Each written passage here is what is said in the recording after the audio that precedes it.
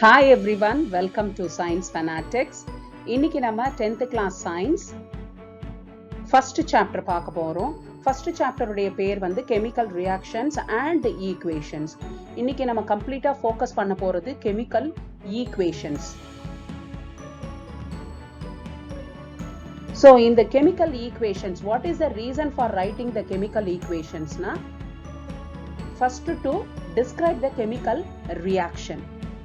So இப்போ வந்து அது ஒரு சென்டென்ஸில் எழுதும்போது it is going to be lengthy. அதையே can we write it in the shorter form? Yes, there is one method of writing in the simplest form. அது வந்து பேர்ட் ஈக்குவேஷன். இப்போ நம்ம எடுத்திருக்கிற கெமிக்கல் ரியாக்ஷன் என்னென்னா, மெக்னீஷியமும் ஆக்சிஜனும் ரெண்டும் ரியாக்ட் ஆகும்போது ஒரு புது சப்ஸ்டன்ஸ் கிடைக்குது, அது மெக்னீஷியம் ஆக்சைடு. அதை நம்ம எப்படி வேர்ட் ஈக்குவேஷனில் எழுத போகிறதுன்னு இப்போ நம்ம பார்க்க போகிறோம். Magnesium, simply we can write it as in the word as magnesium and oxygen. So on the substances which are involving in the chemical reactions நம்ம reactant னு சொல்றோம். அது we have to write it in the left hand side only. எந்த substances at the end of the chemical reaction கிடைக்குதோ, அதாவது அந்த new product, அது பேர் வந்து product னு சொல்றோம். அது it must be written in right hand side. The reactants or product separated with the help of the arrow. The head of the arrow always shows towards the product side, and at the same time the head of the arrow shows the direction of the reaction also. So this is the rule for the word equation. First, reactants must be in the left hand side, product must be in the right hand side. Reactants and products must be separated by using the arrow.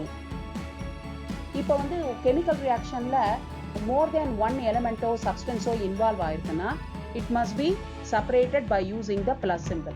அதே மாதிரி even in the product side also more than one product கிடைச்சதுன்னா it will be separated by using the plus symbol. These are all the rules for writing the word equation. இப்போ is there any other shortest form to express the chemical reaction? There is one more method, அது பேர் வந்து chemical equation. எதுக்கு நம்ம அதை chemical equation னு சொல்றோம்னா, because we are using the chemical formula of the substances or an element. இப்போ ப்ரீவியஸா என்ன chemical reaction எடுத்துக்கிட்டோமோ அதே chemical reactions இப்போ பார்க்க போறோம். ஸோ மெக்னீஷியம் உடைய chemical formula Mg, ஆக்சிஜன் உடைய chemical formula O2.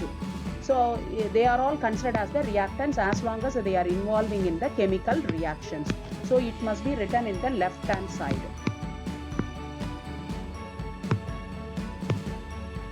Left hand side. இப்போ magnesium oxide chemical formula MgO.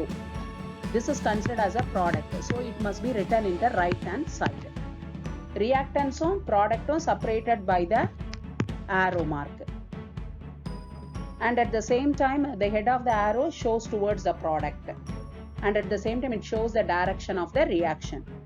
இப்போ இந்த reactants more than one இருக்கும்போது it will be separated by using the plus symbol. அதே மாதிரி ப்ராடக்ட்டும் it will be more than one னா it will be separated by using the plus symbol.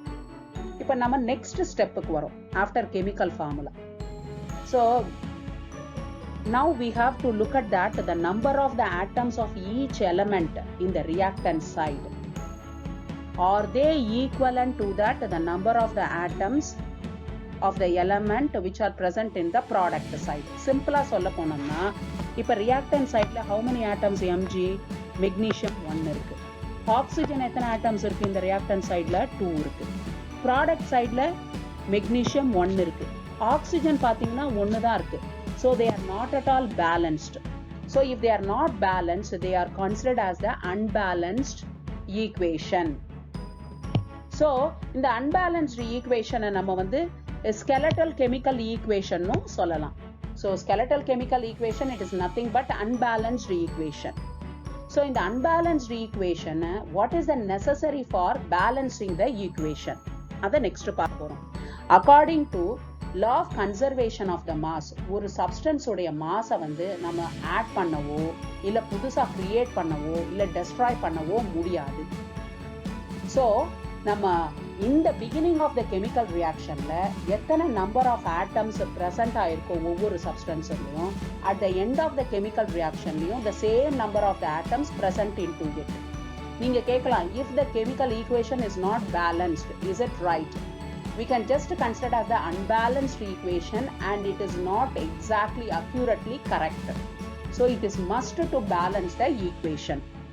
இப்போ balance பண்ணணும்ன்றதுக்காக if you change that the chemical formula, I will just use that the same chemical equation MgO2 gives rise MgO நம்ம பார்த்தோம். இது unbalanced equation.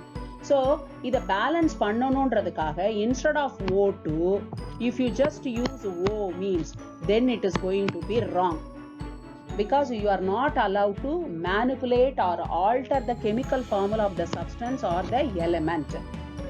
You can use the coefficient number na வந்து before the chemical formula of an element or the substance or the compound, you can use the whole number to balance the chemical equation. இங்க பாருங்க, நான் இப்போ Mg plus O2, so we should not change the chemical formula. So எப்படி இப்போ balance பண்றது? How can we get that two oxygen atoms na இங்க magnesium 2 atoms நம்ம மாத்திக்கலாம். So 2MgO2. So இப்போ இங்க போட்டோம்னா the same thing you will get it. So 2Mg இங்க 2 magnesium atom இருக்கு, இங்க 2 magnesium atoms இருக்கு, இங்க 2 oxygen atoms இருக்கு, இங்க 2 oxygen atoms இருக்கு. So now it is considered as the balanced equation. இப்போ one more chemical reaction பார்க்கிறோம். Word equation first is zinc sulfuric acid react together and we are getting zinc sulfate and hydrogen is released. So zinc உடைய chemical formula Zn, sulfuric வந்து H2SO4. At the end zinc sulfate na ZnSO4 plus H2. இப்போ நம்ம calculate பண்ணோம்னா reactant sideல zinc 1 இருக்கு, hydrogen 2 இருக்கு, sulfur வந்து 1 இருக்கு, oxygen 4 இருக்கு. இப்போ அதையே நம்ம வந்து product sideல பார்த்தோம்னா zinc 1 தான் இருக்குது, sulfur 1 இருக்கு, oxygen 4 இருக்கு, hydrogen 2 இருக்கு. So it is what? Balanced equation. It is a balanced equation. இப்போ we are coming to that another equation. Iron வந்து waterோட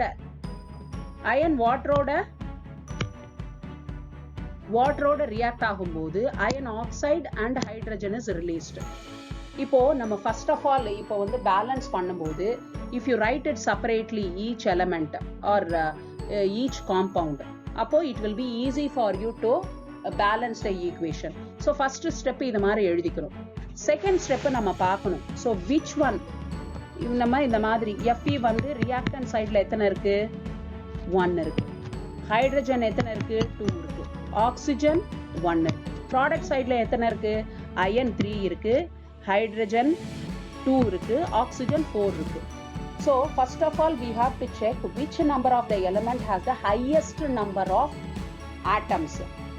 So இங்க பாத்தீங்கன்னா இங்க வந்து oxygen the highest number of atoms இருக்கு. So first of all we should try to balance that oxygen atoms. So நம்ம என்ன பண்றோம் இப்போ? So Fe plus H2O gives rise Fe3O4 plus H2. So இப்போ ஆக்சிஜனை வந்து 4 ஆட்டம்ஸா மாத்தணும். அப்போ இங்க 4 ஃப்ரண்ட்ல போட்டுறணும். இங்க 4 ஆயிடுச்சுன்னா இது ஆக்சிஜன் 4 ஆயிடும். So இப்போ பேலன்ஸ் ஆயிடுச்சு. The next iron வந்து 3 வரணும். இங்க before 3 reactant side 3Fe மாத்திரணும். இப்போ the next வந்து ஹைட்ரஜன் பார்க்கும்போது ஹைட்ரஜன் வந்து 4H2 ஆ இருக்கு, ஆக்சிஜன் 4 இருக்கு, ஹைட்ரஜன் 4H2 இருக்கு. That means 8 atoms இருக்கு. So 8 atoms இருக்கும்போது இங்க வந்து இங்க 4H2 போடணும். So it is what? Now it is the balanced equation. So this is the balanced equation. So let's move on to that, the next one. இப்போ வந்து நம்ம symbols வந்து நம்ம not only chemical formulaல வந்து chemical formula balancing, after balancing if you wanted to mention the states of the substances நம்ம இது பண்ணலாம். இப்போ ironல வந்து அது solid stateல இருக்கிறதுனால S ன்னு யூஸ் பண்றோம். இங்க வாட்டர் வந்து யூஸ்வலா நம்ம லிக்விட் தான் நினைப்போம், பட் ஆனா இங்க கேஷியஸ் ஸ்டேட், அதாவது ஸ்டீமா யூஸ் பண்றதுனால அதை கேஷியஸ் ஸ்டேட்னு மென்ஷன் பண்ணியிருக்காங்க. Fe3O4 இது வந்து அயன் ஆக்சைடு, அது சாலிட் ஸ்டேட்ல இருக்கு. ஹைட்ரஜன் அது கேஷியஸ் ஸ்டேட். இதே வந்து லிக்விட் ஸ்டேட்னா we can denote with the L, and aqueous solutionனா we can denote with the AQ. இந்த மாதிரி யூஸ் பண்ணலாம். ஈவன் நம்ம டெம்பரேச்சர்ஸ் வந்து மென்ஷன் பண்ணோம்னா temperature of the chemical reactions நம்ம ஆரோக்கு மேலே நம்ம வந்து அதை மென்ஷன் பண்ணலாம். ஈவன் கேட்டலிஸ்ட்னா the substances which are speed up the reactions or which are helping the reaction to carry on. அதை வந்து we can write it on above the arrows at the top as well as bottom நம்ம எழுதிக்கலாம். இங்க photosynthesis processனா sunlight, chlorophyll, both of them are very very important for the photosynthesis process. So அதனால we have mentioned on the top of the arrow and down of the arrow. இங்க பாத்தீங்கன்னா carbon di oxide வந்து aqueous solution ஸ்டேட்ல இருக்கு, water வந்து liquid ஸ்டேட்ல தான் இருக்கு. ஆனா குளுக்கோஸ் வந்து aqueous solutionல ஸ்டேட் இருக்கு, அதான் AQ மென்ஷன் பண்ணிருக்காங்க. ஆக்சிஜனும் aqueous solution பிகாஸ் அது வாட்டர்ல மிக்ஸ்ட் ஆயிருக்கு. ஸோ இங்க வந்து வாட்டர் வந்து லிக்விட் ஸ்டேட்ல இருக்குது. ஸோ நம்ம வந்து with the help of that chemical equation we can mention the states of the substances or an element. இப்போ the next நம்ம வந்து question answer சால்வ் பண்ண போறோம். இப்போ வந்து ஏன் வந்து மெக்னீசியம் ரிப்பன் வந்து பிஃபோர் பர்னிங் வந்து நம்ம ஸ்க்ரப் பண்ணணும் அப்படின்னு கொஸ்டின் கேட்டிருக்காங்க. ஏன்னா இது மெக்னீசியம் வந்து குரூப் 2ல இன்வால்வ் ஆயிருக்கு, அதனுடைய ரியாக்டிவிட்டி ரொம்ப ஹையாக இருக்கும். ஸோ அதை ஜஸ்ட் வெளியில் வச்சாவே வந்து அது ஆக்சிஜனோட ரியாக்ட் ஆகி மெக்னீசியம் ஆக்சைடுன்ற ஒரு லேயர் மேலே அப்படியே படிஞ்சிருக்கும். அந்த லேயர் வந்து it prevents that the activity of the magnesium ribbon. So அதனால நம்ம ஃபர்ஸ்ட் அந்த மெக்னீசியம் ஆக்சைடை வந்து ரிமூவ் பண்ணுறதுக்காக தான் நம்ம சாண்ட் பேப்பரில் ஸ்க்ரப் பண்ணுறோம். ஸோ அப்படி ஸ்க்ரப் பண்ணிட்டு நம்ம மெக்னீசியம் ரிப்பனை பர்ன் பண்ணும்போது அதனுடைய reactivity is going to be more.